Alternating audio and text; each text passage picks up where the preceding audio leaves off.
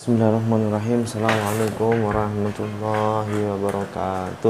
Waalaikumsalam warahmatullahi wabarakatuh. Alhamdulillah rabbil alamin. Wa nasta'in ala umuri dunya waddin. Allahumma shalli wa sallim ala sayyidina Muhammadin. Fatihil maulid wa khatim lima sabaq. Nasil haqqi wal haqq wal hadi ila siratal mustaqim. Wa ala alihi wa sahbihi haqqa qadri wa miqdaril azim wa ba'du. Allahumma ya man wa kullu umuri kulliha bi yadihi. Amin. Ilahi rajul amru kulluh. Ya Fatah ya alim iftah alina fatan qariban. Amin. Ya Fatah ya alim ya Fatah ya alim ya Fatah ya alim. Rabbi shrah li sadri yassir li amri wahlul min lisani yafqahu qawli. Amin. Amin. Oke, alhamdulillah pada malam hari ini kita masih diberikan kesempatan kesehatan sehingga kita bisa seperti biasa thalabul ilmi, diberikan kemudahan dalam thalabul ilmi. Khususnya pada malam hari ini kita akan membahas tentang fatwa hukum Islam. Ya, Fatwa hukum Islam. Fatwa hukum Islam dengan pembahasan Syarat-syarat mufti, adab dan syarat-syarat di dalam meminta fatwa. Nah, berarti bahasanya adalah sifatul mufti. Sifatul mufti itu kriteria. Kalau dalam kitab-kitab bahasanya sifatul mufti. Sifatul mufti dan adabul mustafti. Sifatul mufti itu berarti sifat atau kriteria seorang mufti seperti apa. Kemudian adabul mustafti, adab seorang yang meminta fatwa. Oke, seperti itu.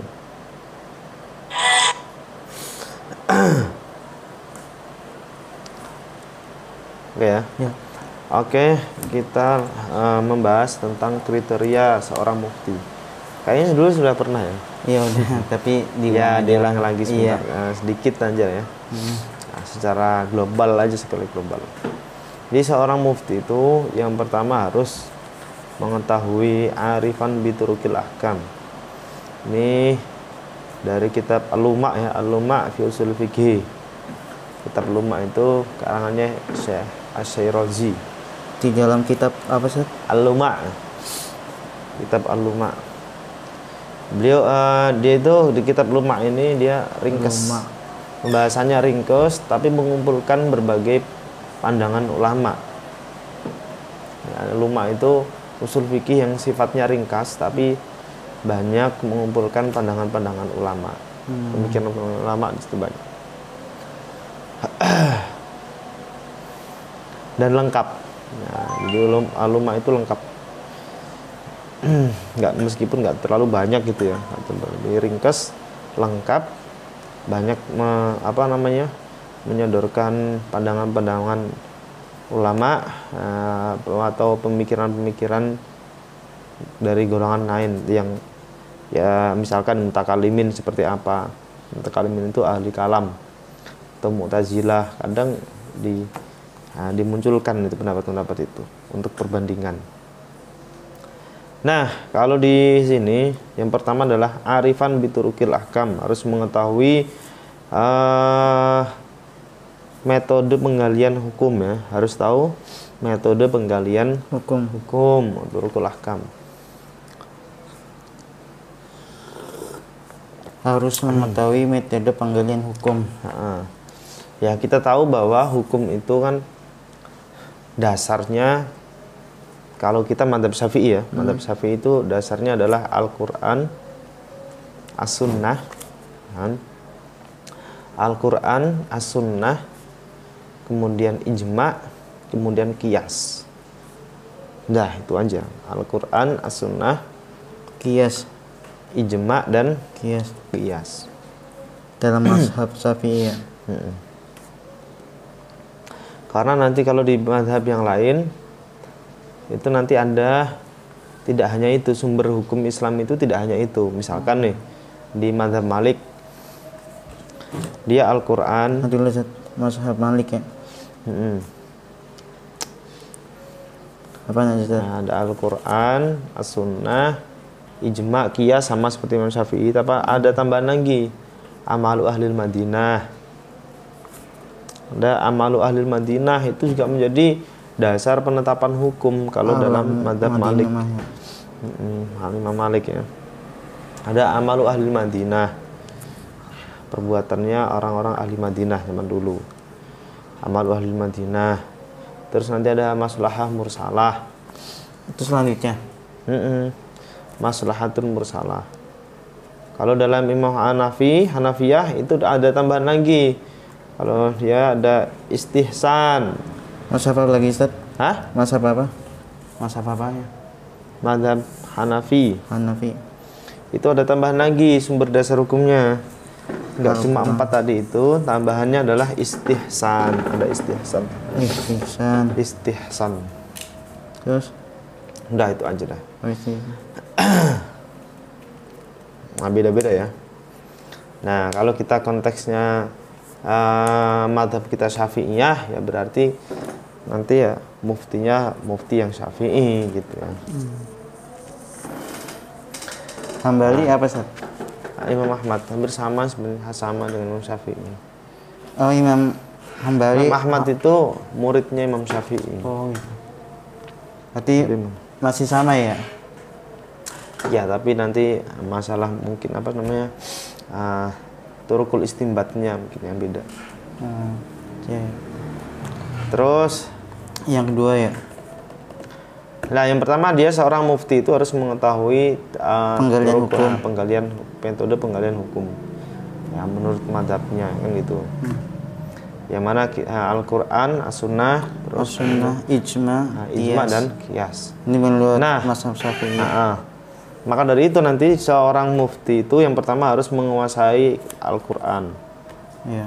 Menguasai Al-Qur'an dalam arti harus tahu dalam Al-Qur'an itu hukum-hukumnya, ayat-ayat yang mengenai hukum itu dia harus tahu, harus paham. Meskipun dia tidak hafal seluruh Al-Qur'an, tapi ayat-ayat ahkamnya, ayat-ayat hukum dia harus tahu, udah harus paham secara detail. Paham ya? Nah, kalau menurut Imam Ghazali, kalau nggak salah, di dalam Al-Qur'an itu ada 500 ayat yang membahas tentang hukum. Kurang lebih 500 ayat yang membahas tentang hukum. Selain itu nanti ada kisos. Ada kisos itu ada kisah, ada kisah-kisah. Terus di situ ada mawaid, kan ada mau'idoh, ada mawaid dan seterusnya. Ada cerita zaman dahulu, cerita kaum-kaum zaman dahulu gitu. Tapi intinya dalam Al-Qur'an itu menurut Imam Ghazali ada sekitar kurang lebih 500 ayat. 500 ayat. Paham ya? 500 ayat. 500 ayat tentang hukum. Nah, itu harus dikuasai. Paham ya? Itu yang pertama. Kemudian yang kedua hadis, dia sunnah. Sunnah itu al-af'al wal aqwal wa takrir min Rasulullah sallallahu alaihi wasallam. Nah, jadi sunnah itu apa? Sunnah itu adalah perbuatan ataupun perkataan ataupun ketetapan yang dilakukan oleh Rasulullah sallallahu alaihi wasallam yang keluar dari Rasulullah. Apa-apa yang dikeluarkan, apa yang diperbuatkan, apa yang diperbuat Rasul, kemudian apa yang perkataan Rasul itu sabda, apa yang menjadi ketetapan beliau. Ketetapan ya. Ketetapan itu beliau nggak mengucapkan hanya diam saja, tapi mengetahui ya suatu terjadi, beliau melihat, beliau mengetahui, beliau nggak komen, mengiyakan. Nah, itu menandakan bahwa beliau menetapkan. Artinya sukutnya Nabi, diamnya Nabi itu menunjukkan bahwa ini tidak dilarang. Paham ya? Nah, sukutnya Nabi itu menunjukkan bahwa tidak dilarang. Perbuatan itu tidak dilarang. Perbuatan itu tidak dilarang. Nah, seperti itu. Nah, dalam af'al, maka seorang mufti ini harus menguasai as-sunnah. Menguasai as-sunnah. Yes, pokoknya mu'dhamul sunnah. Kebanyakan dari as-sunnah, entah itu dari hadis-hadis ya, atau riwayat-riwayat, harus hafal dia tentang hukum, terutama tentang hukum. Tentang hukum. Hadis-hadis tentang hukum. Karena hadis-hadis juga banyak seperti Al-Quran juga. Nah, tidak semua perbuatan Rasulullah itu mengenai hukum. Paham ya? Iya, iya. Nah, karena Rasulullah kan manusia. Manusia biasa. Ya, beliau Rasul ya nggak manusia biasa Iya. lah. Rasulullah itu manusia. Maka dari itu sifat-sifat fitrah manusia ya ada di diri Rasulullah. Makan, minum, ya kan? Terus beliau mandi, istirahat, bercanda. Nah, itu semuanya yang dilakukan Rasulullah itu fitrah manusia. Nah, itu tidak tidak masuk di dalam kategori hukum. Nah, kalau ini nggak wajib sifatnya untuk diketahui. Bisa dipahami ya? Iya. Nah, seperti itu. Makanya ulama itu dalam membahas af'alnya Rasulullah itu benar-benar sangat selektif. Artinya selektif itu ini kira-kira karena gini ya, Rasulullah itu pribadi yang luar biasa, multi talent, melebihi justru lebih dari multi talent. Ya, beliau sebagai pemimpin, ya kan? Beliau sebagai kepala keluarga. Beliau sebagai seorang teman, beliau sebagai seorang menantu, ya kan, menantu maksudnya dalam keluarga ya. Beliau sebagai seorang syari itu yang menetapkan hukum. Beliau sebagai rasul dan seterusnya. Nah, apa-apa yang muncul entah itu perbuatan atau perkataan ya dari Rasulullah itu diseleksi sama para ulama, diklasifikasikan. Kira-kira ketika Rasulullah berkata, itu konteksnya beliau sedang menjadi apa? Itu. Kalau sebagai pemimpin, misalkan beliau berorasi gitu ya, oh berarti ini konteksnya beliau sedang sebagai seorang pemimpin. Nah, ini hadisnya nanti juga dikategorikan masing-masing sama ulama. Itu kan. Terus kemudian konteksnya sama istri, oh berarti sebagai kepala keluarga kan gitu. Terus beliau konteksnya itu dalam rangka memberikan hukum kepada umat. Berarti beliau dalam syari. Nah, itu benar-benar ulama benar-benar detail sekali gitu. Paham ya? Nah, karena apa? Nah, karena nanti tujuan imbasnya maksudnya nanti klimaksnya itu semua hadis-hadis ini ada pengamalannya. Ya kan? Hadis ini diamalkan untuk siapa? Apakah ini untuk umat semuanya? Untuk pribadi. Apakah ini konteksnya pribadi? Apakah ini konteksnya pemimpin? Nah, khitabnya ini nanti untuk siapa gitu maksudnya. Khitab itu nanti ini tuh sasaran dari sabda Rasul, sasaran dari sabda Nabi itu untuk siapa? Gitu, paham ya? Nah, itu mah nggak sembarangan gitu. Misalkan nih, contohnya misalkan gini, zakat dalam zakat ya, misalkan contohnya zakat. Ini pembahasannya nggak melebar nggak apa ya? Nah, Mas, misalkan zakat. Zakat itu yang mengambil zakat itu nggak sembarangan orang, paham ya? Nggak sembarangan orang. Kenapa? Karena perintahnya Nabi itu kepada amir, kepada pemerintah atau kepada Amir. Ambillah, waktu itu Rasulullah bersabda, ambillah khudh min amwalihim shadaqatan tutahhiruhum wa tuzakkihim biha. Itu dalam Al-Qur'an ya. Dikuatkan dengan Rasulullah, dengan sabda Rasulullah. Khudh, ambillah, ya kan? Nah, ini perintah khudh ini bukan untuk seluruh umat. Ambillah zakat. Itu yang diperintahkan bukan semua orang bisa ngambilin zakat seenaknya, enggak gitu. Nggak bisa ya. Paham ya? Iya. Nah, tapi ini ranahnya adalah pemimpin. Ya, sasaran khitabnya ini adalah pemimpin. Nah, seperti itu. Maksudnya supaya tepat sasaran gitu maksudnya. Khitabnya itu tepat sasaran. Gitu. Bisa dipahami ya? Iya. Nah, kayak gitu. Nah, akhirnya nanti orang yang mengambil zakat adalah pemimpin atau yang menjadi amir atau orang yang diwakilkan atau amil dan seterusnya. Amil itu kan orang yang diangkat oleh amir, orang yang diangkat oleh pemimpin ya, diberikan legalitas untuk mengambil zakat. Artinya tetap ada SK dari pemimpin gitu. Nah, makanya kalau misalkan nih di musola di kampung-kampung, desa-desa gitu ya. Iya. Nah, tanpa sepengetahuan pemimpin itu nggak ada SK dari atas, ya nggak bisa dikatakan amil. Gitu, paham ya? Dan banyak sekali hadis-hadis Rasulullah SAW yang itu nanti yang sebenarnya kita tidak terlalu paham, tidak menyadari. Nah, banyak yang kita tidak sadari. Dikiranya semua hadis itu nanti diperuntukkan khitabnya itu kepada seluruh manusia. Ya, padahal enggak. Hadis itu tadi itu karena melihat Rasulullah ini yang multidimensi beliau itu, ya, menjadi apa saja kan beliau gitu. Nah, makanya ini diteliti lagi nih. Hadisnya ini untuk siapa? Nah, beliau ini lagi sedang apa ini? Nah, posisi beliau sedang menjadi apaan gitu. Dan seterusnya. Oke, itu hadis, ya kan? Harus tahu hadis itu. Terus kemudian ada ijma dan qiyas. Dia harus tahu ijma. Ijma itu kesepakatan ulama, ya. Maksudnya kesepakatan ulama zaman sahabat. Nah, ijma itu pembahasannya luas sekali. Bagaimana ijma itu bisa terjadi, ya kan? Terus ini yang harus menetapkan ijma itu siapa saja orangnya dan seterusnya. Oke. Tidak sembarangan, Ustaz ya? Hah? Tidak sembarangan. Oh iya jelas, enggak sembarangan. Enggak asal. Nah gitu ya. Enggak asal. Ijma itu ya. Contohnya ijma apa, Ustaz? Hah? Contohnya.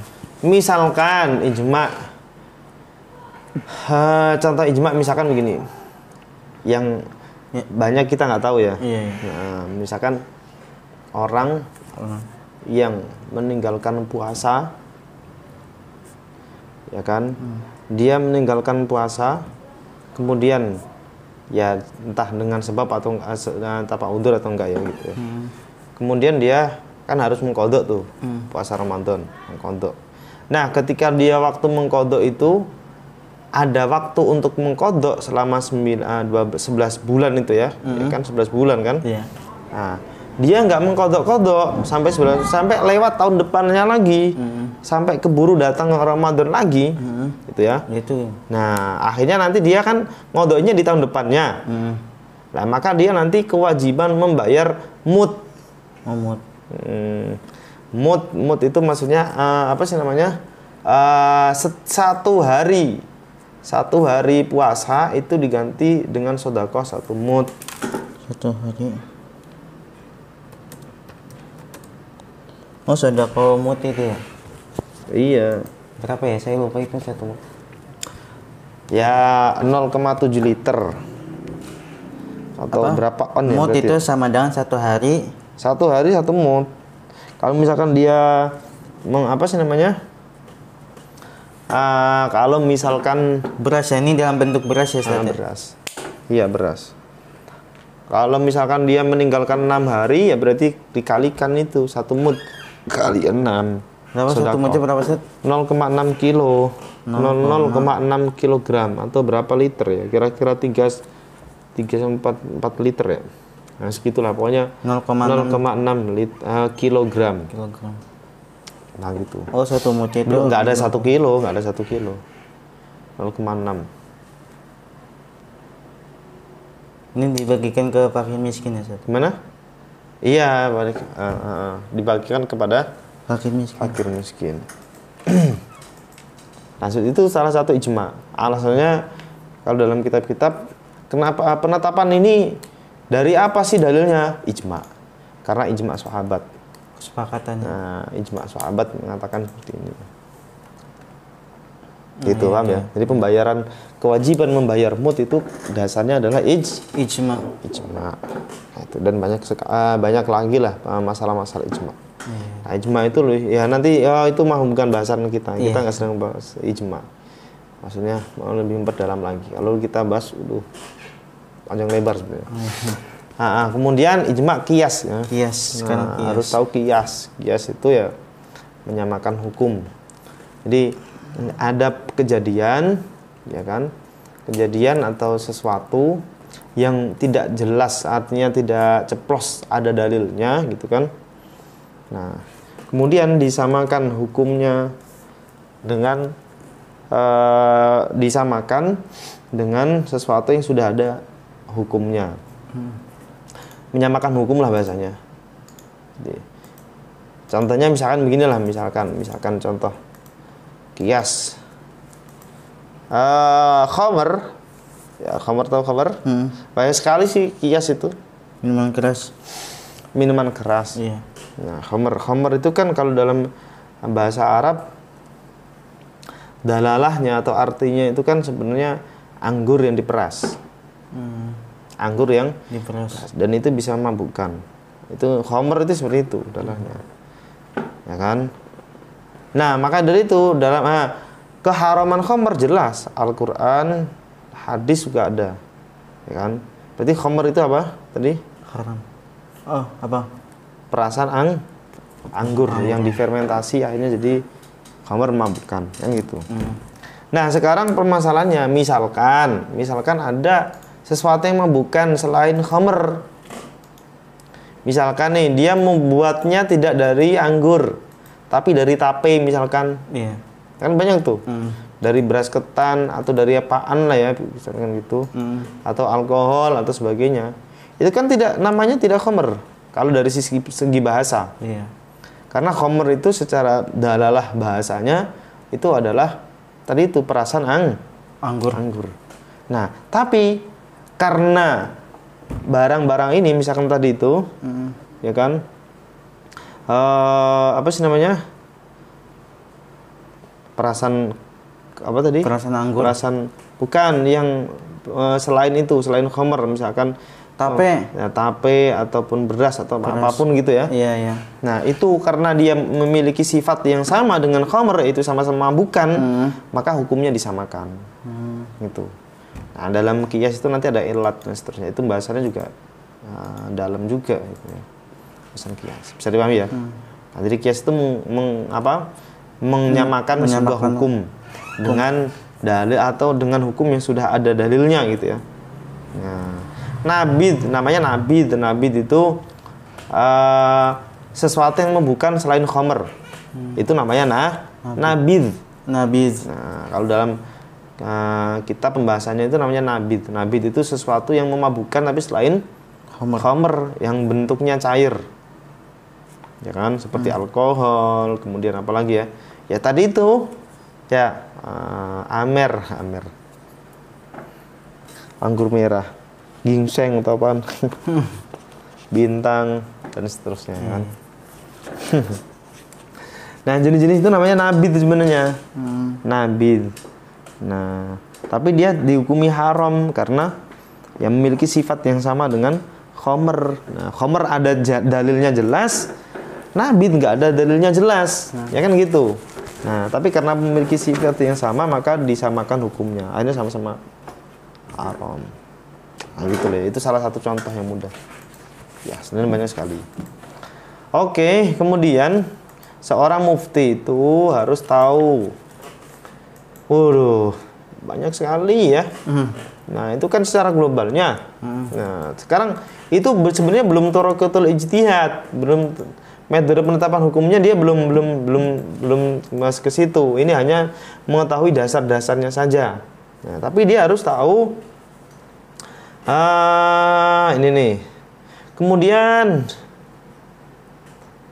wa ya'rifu aturuq allati yurafu biha ma yahtaju ilaihi minal kitab was sunnah min ahkamil khitab alaihi wasallam fi bainil ahkam wa mawaridil kalam wa sadri min haqiqah. Nah, kemudian dia itu harus tahu metode untuk menetapkan sebuah hukum. Dari keempat tadi itu, dasar hukum kan 4 tadi.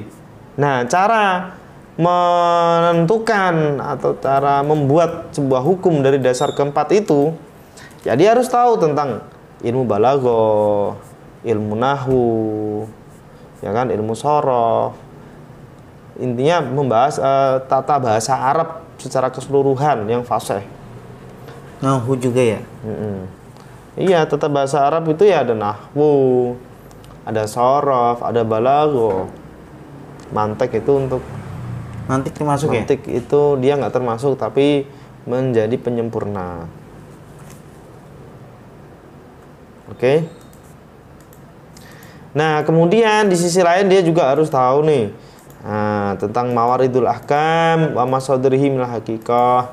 Dia juga harus tahu hakikat, manjas, am, khos, mujmal, mufassal, mutlak, muqayyad, mantuk, mafhum. Masya Allah. Itu semuanya dalam usul fikih, pembahasan usul fikih. Jadi ya intinya secara keseluruhan dia tahu cara berijtihad gitu. Paham ya? Atribut atau alat untuk berijtihad itu luar biasa. Luar biasa apa? Maksudnya sangat detail, sangat banyak sekali. Paham ya? Nah, alat untuk ijtihad itu nggak sembarangan orang. Makanya benar-benar orang harus cerdas. Cerdas harus, wajib. Nah, seorang mufti itu harus cerdas, wawasannya luas, harus kritis. Paham ya? Nah, seperti itu. Nah, mungkin seperti itu ya. Apa namanya? Syarat-syarat untuk menjadi seorang mufti. Nah, itu syarat-syarat menjadi seorang mufti. Nah, ini menjadi, pelengkap aja lah ya ini. Dulu kan kita udah pernah bahas. Oke, kemudian adab seorang mustafti ya. Ada Seorang mustafti. Oke, kita lanjut tentang adab-adab seorang mustafti ya. Adab-adab seorang mustafti.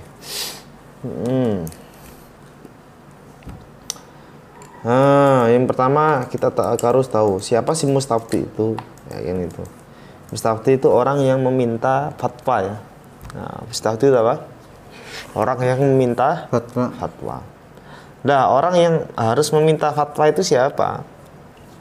Nah, ini kalau dalam kitab karangannya Imam Nawawi itu judulnya aja udah Adabul Fatwa wal Mufti wal Mustafti. Jadi satu kitab ini membahas tentang Adabul Fatwa wal Mufti dan Mustafti. Adabnya fatwa gimana? Adabnya mufti dan adabnya seorang mustafti. Jadi satu kita membahas khusus itu ya. Nah, itu beliau bilang kullu man lam yablugh darajatal mufti fahuwa fi ma yas'al anhu min ahkam syar'iyyah mustaftin muqallidun man yuftihi. Jadi orang yang tidak sampai derajat mufti maka dia namanya mustafti. Gitu ya. Meskipun dia pinter ya kan, meskipun dia alim misalkan ya kan, tapi dia tidak sampai derajat seorang mufti, maka dia masih dikatakan mustafti. Bisa dipahami ya? Nah, mustafti itu orang yang harus orang yang tidak ya atau gimana sih? Mustafti itu orang yang harus meminta fatwa.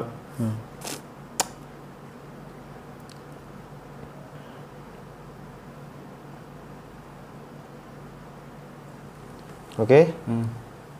Nah, kemudian dalam kitab Al-Faqih wal Mutafaqih karangan Imam Al-Khatib Al-Baghdadi, beliau bilang awalu ma yalzamul mustafti idza nazalat bihi nazilah ayatlubal mufti liyas'alahu an hukmi nazilatihi. Jadi pertama kali yang dilakukan, yang wajib bagi seorang mustafti ya, mustafti ketika terjadi sebuah kejadian ya, ada kejadian atau permasalahan ya, nazilah itu kejadian atau permasalahan atau problematika dan dia belum menemukan jawaban dari hukum itu, maka dia harus mencari seorang mufti ya. Ayatul bal mufti, dia harus mencari seorang mufti liyas'alahu an hukmi nazilatihi. Tujuannya untuk dia bertanya, untuk meminta perjawaban dari kejadian itu, untuk menghukumi kejadian itu. Itu ya, paham ya? Nah, kalau sekarang itu mungkin nggak harus, kita harus datang begitu ya. Nah, kita nggak harus datang ke seorang mufti, misalkan oh ini mufti MUI ini, muftinya siapa orang-orangnya ini, kita harus datang begitu, enggak. Nah, bisa jadi kita kalau yang bisa membaca kitab gitu ya, biasa mutolaah kitab, ketika ada sebuah kejadian, nah cukup kita berkonsultasi, mutolaah, ya kan, nyari referensi dengan lihat tuh kaul-kaul ulama. Ya, ulama-ulama kan semuanya sudah derajat mufti kan gitu. Ya, artinya beliau banyak yang sudah derajat mufti kan gitu. Kita lihat ulama-ulama seperti itu, kaul-kaulnya, banyak permasalahan-permasalahan itu sudah ada jawabannya dalam kitab itu, dalam kitab-kitabnya. Nah, perlu cukup seperti itu, kita mutolaah, dapat referensi, oh dapat jawabannya seperti ini, udah cukup kita mengamalkan dari kitab. Nah, gitu, paham ya? Ini nggak harus datang langsung. Itu kalau zaman dulu memang konteksnya ulama-ulama dulu masih ada, dan informasi ya, nah informasi transportasi juga tidak seperti ini, paham ya? Ya, tidak, buku-buku juga tidak banyak cetak kan gitu dulu. Nah, makanya dari itu kalau zaman dulu langsung datang, ya kan, langsung datang kepada mufti, kemudian bertanya secara langsung gitu, karena nggak ada referensi yang dibuat pegangan. Nah itu, kalau sekarang muftinya semakin berkurang ya, tapi kita masih punya khazanah hasil fatwa-fatwa oleh ulama-ulama terdahulu itu banyak sekali, tinggal kita kita kaji lagi, kita cari untuk kita amalkan kan gitu, disesuaikan saja dengan kejadian yang terjadi sekarang ini.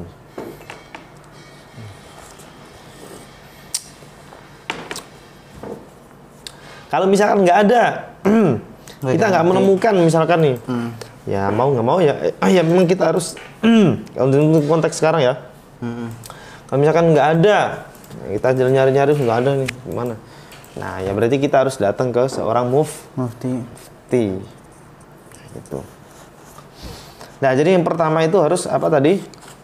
Seorang mustafti harus mencari, ya kan, seorang mufti untuk menghukumi permasalahannya. Nah, kalau di sini fa'il lam yakun fi mahallantihi wajib alaihi ayamda ilal maudi alladhi yajiduhu fihi. Nah, andaikan di daerahnya itu nggak ada seorang mufti, ya dia wajib pergi mencari mufti di daerah lain. Itu pokoknya dia misalkan nih, saya orang Jepara, di mufti nggak ada, di Jepara nggak ada mufti, adanya di Jakarta misalkan, ya udah saya harus datang ke Jakarta. Itu. Bain baudat daruhu, meskipun rumahnya jauh, daerahnya jauh gitu. Nah, faqat rahala ghairu wahidin minas salaf fi mas'alatin. Oh, juga udah banyak sekali orang-orang salaf terdahulu melakukan hal semacam ini. Dalam satu permasalahan itu ya, demi mendapatkan satu jawaban dari satu permasalahan, mereka rela bepergian jauh sampai berhari-hari. Bahkan sampai berbulan-bulan. Luar biasa perjuangan ulama itu, Masya Allah, luar biasa. Banget ya. Dulu ada ya ulama siapa lupa sih. Itu ahli hadis. Untuk mencari satu hadis saja itu butuh perjalanan selama 1 bulan. Satu hadis, bayangkan. Nah, membutuhkan banyak bekal itu. 1 bulan, bayangkan. Untuk mendapatkan hadis, dia rela bepergian selama 1 bulan. Itu siapa, Ustaz? Ya salah satu ulama hadisnya lupa ya. Rela ya 1 bulan itu untuk. Ya lama. Ya 1 bulan itu bisa sini ke Cina mungkin. Kalau dulu kan lebih lah ya pasti. Jauh. Ini ya. Dulu kan pakai onta kayak gitu kan. Ya kuda atau kuda dan seterusnya. Pakai kedelai ya. Keledai. Ya keledai. Nah, ya kayak gitulah ya. Luar biasa itu. 1 bulan ya. Cuma buat 1 hadis doang ya? 1 hadis doang. Subhanallah ya. Perjuangan subhanallah banget ya. Kemudian seorang mufti itu, mustafti ya, harus tahu orang yang mau dimintain mufti, untuk dimintain fatwa. Artinya dia itu harus tahu ini benar-benar mufti apa enggak, gitu, paham ya? Nah, dia harus benar-benar tahu nih, orang mustafti itu harus tahu, harus yakin kalau orang ini yang dimintain tanya ini adalah seorang mufti. Nah itu harus. Nah, kalau dalam menurut Imam Nawawi dalam kitab Adabul Mufti Adul Fatwa Mufti Mustafti itu, yang kedua adalah yajibu alaihi qat'an al-bahsa alladhi ya'rifu bihi ahliyat zaman yastaftihi lil ifta. Idza lam yakun arifan bi ahliyatihi. Jadi yang pertama, kemudian yang kedua yang wajib bagi seorang mufti adalah menelusuri orang yang mau dimintain fatwa, apakah dia layak apa enggak, memenuhi kriteria apa enggak. Harus bahsu itu benar-benar meneliti ya. Kita harus tahu detail gimana profil dia, biografinya gimana, sepak terjang dia gimana. Itu harus. Kalau seperti ini bukan kok namanya mencari-cari kesalahan atau tujuannya untuk privasi, enggak, memang perlu. Harus diintai begini. Paham ya? Bahkan privasi dia. Itu. Karena seorang mufti itu tidak hanya pinter atau terkenal di luar saja, tapi dia harus punya pribadi yang luar biasa. Yang baik ya, sopan. Nggak harus seperti itu. Paham ya? Subhanallah ya. Kalau dulu Imam Bukhari itu sampai hati-hatinya untuk mengambil hadis dari seseorang gitu ya. Ya, saking beliau itu luar biasa. Artinya beliau itu hadis yang menyampaikan hadis itu harus benar-benar orang yang adil. Nah, nggak sembarangan orang kan gitu. Nah, suatu ketika beliau sudah perjalanan lama itu mencari satu perawi hadis. Udah ketemu kan, ya, profilnya sudah ketemu, alamatnya di mana udah disamperin. Perjalanannya lama. Nah, setelah sampainya beliau mengintai dari jauh.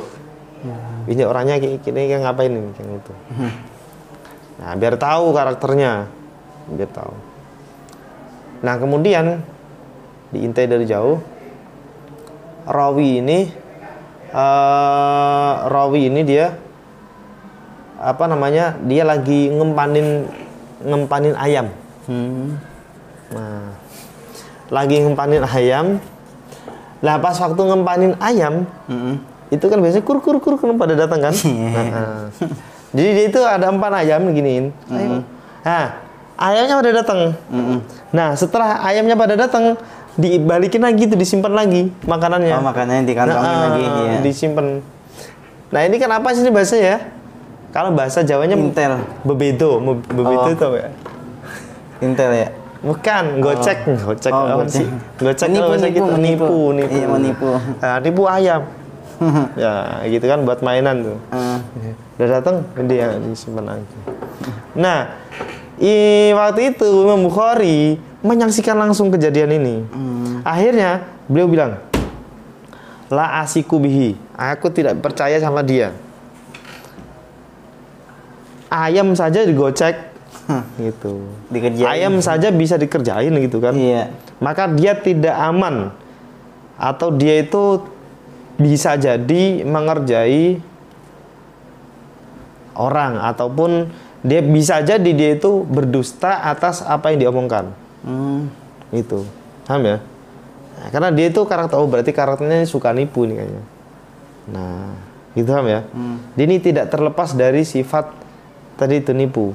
Udah akhirnya ditinggal itu, nggak jadi minta hadis ke situ ke dia, ditinggalkan sama beliau. Paham ya? Lah itu luar biasa. Jadi orang dulu itu bener-bener sekarang mah susah nyari kayak gitu ya. Nggak ada. Gara-gara narik makanan ayam jadinya batal gitu ya. Ya. Padahal udah perjalanan lama itu. Oh iya. Nah, artinya emang dulu bener-bener dilihat, bener-bener diteliti. karakternya, iya. seorang mufti gimana ya? Kalau masalah hukum itu bener-bener serius. Dulu itu nggak ada istilah bercanda atau apa. Bener-bener, ya bener-bener mah luar biasa dah. Nggak bisa kita bayangkan. Untuk zaman sekarang ya. Makanan ayam doang langsung nggak jadi ya Imam Bukhari ya. Subhanallah. Oke ya. Susah banget ya orang, nggak ada orang kayak gitu sekarang. Nah, kalau menurut beliau ini juga nggak boleh fala yajuz lahu istifta'u man intasaba ila ilm wa intasaba lidardis wal iqra' wa lidzalika min manasibil ulama bi munjaridin tisabihi wa intisabihi lidzalika. Nah, menurut beliau ya, julukan kiai atau julukan ulama itu nggak cukup. Paham ya? Ada orang dijulukin kiai, atau ada orang dijulukin ustadz, atau ada orang dijulukin mufti. Sama masyarakat itu tidak menjamin atau tidak bisa jadi pegangan kalau itu adalah benar-benar seorang mufti. Paham ya? Nah, artinya apa? Artinya mustafti ini harus benar-benar tahu secara sendiri, harus tahu sendiri orangnya kayak gimana. Benar-benar alim apa enggak ini? Enggak hanya kata orang. Paham ya? Enggak hanya karena kata orang. Bahkan dia meskipun namanya sudah terkenal, nggak bisa dipercaya. Masih gampang itu ya tadi. Artinya dia udah, misalkan nih, dia udah terkenal ustadz di TV misalkan nih. Dia itu kan berarti udah istifadoh itu dia udah masyhur. Ya kan? Dia sudah masyhur. Nah, ini nggak bisa kita langsung, oh berarti ini mufti, ya udah kita meminta dia. Nggak bisa seperti itu. Harus lihat dulu karakternya. Karena kalau kata ulama, asuhrah bainal ammah la yusaku biha. Waqad yakunu aslaha, waqad yakunu asluha talbis. Jadi terkenal al-istifadah wa syuhrah bainal ammah, ya terkenal dan namanya harum di kalangan orang-orang awam, itu tidak bisa menjadi pegangan, layu saku biha, tidak bisa jadi pegangan, tidak bisa menjadi ukuran, tidak bisa menjadi barometer, ya kan? Nah, waqat yakun asla talbis, bisa jadi itu hanya talbis itu bahasanya hanya apa ya, bukan hakikatnya gitu. Hanya manipulasi. Nah, bisa jadi nggak sebenarnya seperti itu gitu kan. Ya kan, bisa misalkan di TV kan bisa jadi settingan. Iya. Persiapannya, terus yang tanya itu harus disetting dulu nih. Pertanyaannya sudah diketahui sebelumnya, disetting kan bisa jadi. Iya, bisa jadi. Kan gitu. Dan seterusnya ya. Nah, seperti itu. Jadi harus benar-benar tahu sendiri seperti apa karakter seorang mufti. Ini adalah adab dari seorang mustafti. Nah, seperti itu. Mustafti. Oke ya. Kemudian apa lagi ya? Ya banyak sih sebenarnya.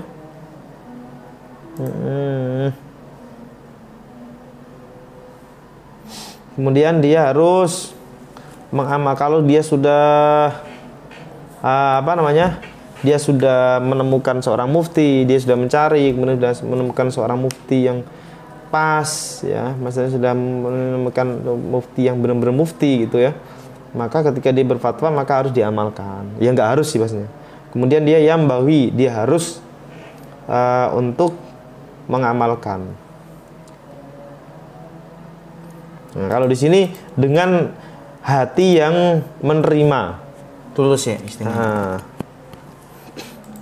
Nah, di sini dalam kitab Ma'alimu Usuli Fikih, Ma'alimu Usuli Fikih ini karangan Imam Al-Jaizani,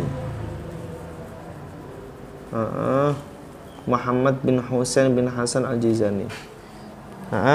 Itu beliau bilang, la yajuzul mustafti al-amal bi mujarrati fatwal mufti idza lam tatma'inna nafsuhu ilaiha. Jadi nggak boleh dia hanya mengamalkan apa yang diberikan atau fatwanya itu ketika hatinya tidak nyaman. Nah, ketika hatinya tidak nyaman, nggak menerima dengan baik, nggak menerima dengan lapang dada, maka nggak boleh itu diamalkan. Itu artinya ketika dia seorang mufti ini dia berfatwa harus diterima, harus ridho dan diterima, kemudian dia diamalkan gitu. Itu adabnya. Paham ya? Nah seperti itu. Nah dulu ada riwayat, tapi yang namanya mufti fatwa, sebenarnya fatwa itu sifatnya tidak mengikat. Nah ini harus kita ketahui, fatwa itu tidak mengikat. Artinya mengikat gini, dia ketika ada orang memberikan fatwa itu nggak wajib untuk dilaksanakan atau nggak wajib untuk diamalkan. Itu sifatnya fatwa, paham ya? Fatwa itu sifatnya tidak wajib untuk diamalkan.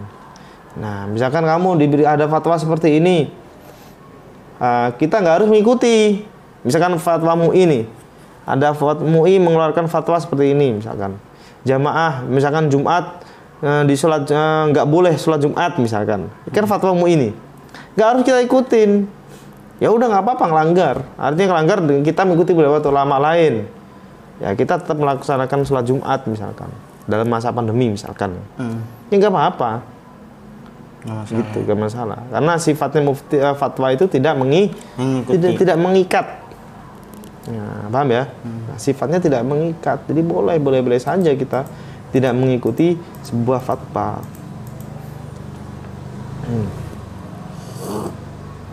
Bisa dipahami ya? Nah, jadi dulu itu gini, ada ulama. Ada orang laki-laki, dia diperintahkan sama ibunya karena ada konflik dengan istri, jadi anak laki-laki, anggap saja Eki ya namanya, jangan ini zaman dulu ya. Nah, ada orang dia itu punya istri, ya mungkin karena dia sering ada konflik rumah tangga gitu kan. Nah, ibunya seorang laki-laki ini meminta untuk menceraikan si istri. Gitu. Jadi ibunya laki-laki itu meminta suruh, udah cerain aja dah itu. Nah gitu. Nah habis itu anak ini, orang laki-laki ini datang ke Abu Darda. Datang ke Abu Darda untuk meminta fatwa, kira-kira ini saya baiknya gimana? Nah yang terjadi gini, ibu saya memerintahkan untuk menceraikan, kira-kira hukum yang pas untuk saya gimana? Nah, Abu Darda.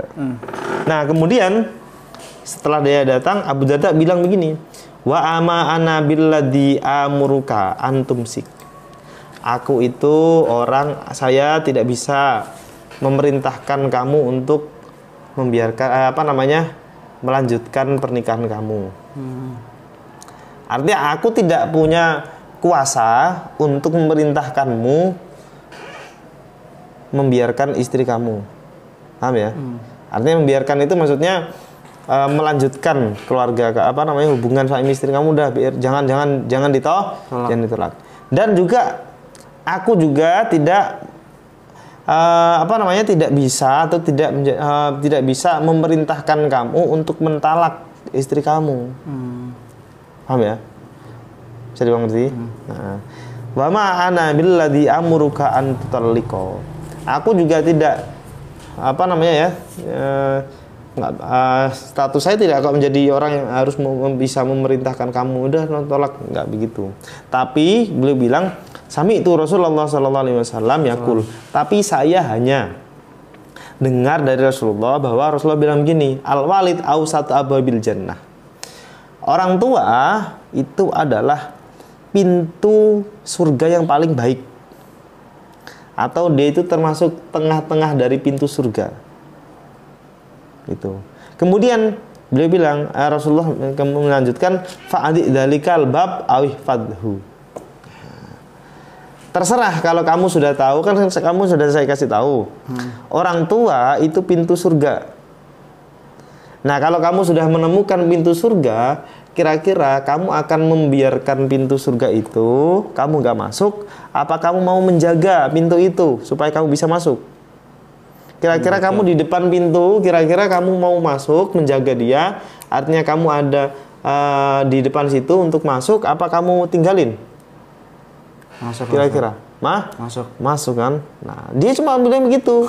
Si Abu Darda. Ini bahasa apa ya bahasanya? Kalau dia paham, cerdas berarti paham. Paham ya? Yeah. Nah, ya kan? Dengan bahasa apa ya bahasanya? Bahasa sindiran, ya kan? Dengan bahasa sindiran.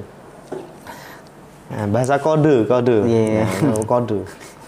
Nah, kalau cerdas dia paham. Ternyata iya benar. Orangnya cerdas banget gitu. Maka dia faraja ar-rajul waqad faraquha. Nah, laki-laki itu kemudian pulang, kemudian mentalak. Ngikutin apa yang dikatakan oleh Imam Darda. Ibunya. Oh, ibunya. Oh. Ya iya kan ibunya tadi menyuruh untuk mentalak kan. Nah, tapi pinternya Abu Darda itu enggak apa namanya bahasanya enggak.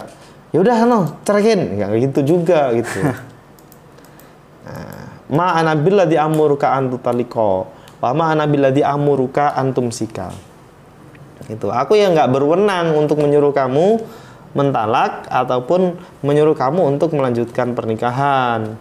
Nah, tapi saya cuma dengar Rasulullah bilang orang tua itu pintu surga. Kamu mau menyanyiakan pintu surga itu apa kamu mau masuk atau menjaganya? Nah, ayo kondo ini kan. Akhirnya laki-laki itu paham. Oh iya paham. Yang pulang akhirnya diceraikan. Istrinya diceraikan, ngikutin emaknya. Nah, seperti itu. Ya kurang lebih seperti itu ya. Itu adab-adab sebenarnya masih ada tapi ya waktunya mungkin sudah. Kesimpulannya Pak Ustaz.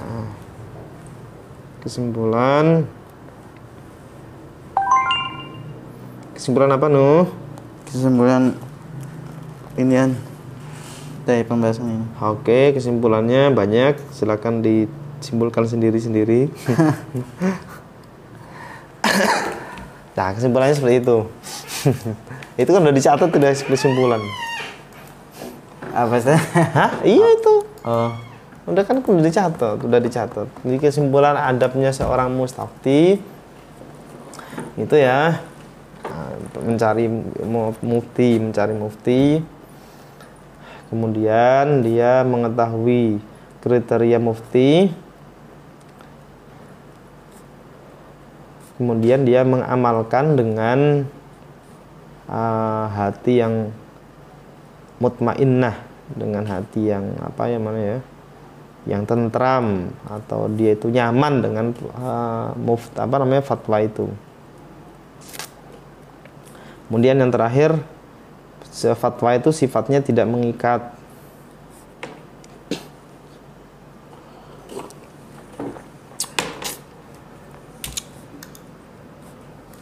Fatwa itu sifatnya tidak mengikat. Udah itu kesimpulannya. Alhamdulillah pertemuan pada malam hari ini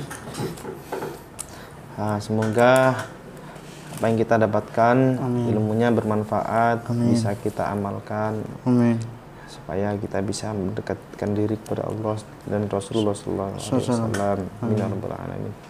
menjadi pribadi yang bertakwa, menjadi pribadi yang khusyuk, yang pribadi yang tadarru' kepada Allah dan menjadi pribadi yang tawadhu. Amin ya rabbal alamin. Ala hadiniyah wa ala kunatin sholihah wa ila hadratin Mustafa Muhammadin sallallahu alaihi wasallam. Alhamdulillahirabbil alamin. Bismillahirrahmanirrahim. Iyyaka na'budu wa iyyaka nasta'in. Shiratal ladzina an'amta 'alaihim ghairil maghdubi 'alaihim waladdallin. Allah yahdini ma yardul mu'minin. Assalamualaikum warahmatullahi wabarakatuh. Waalaikumsalam warahmatullahi wabarakatuh. Subhanakallahumma bihamdika asyhadu an la ilaha illa anta astaghfiruka wa atubu ilaik.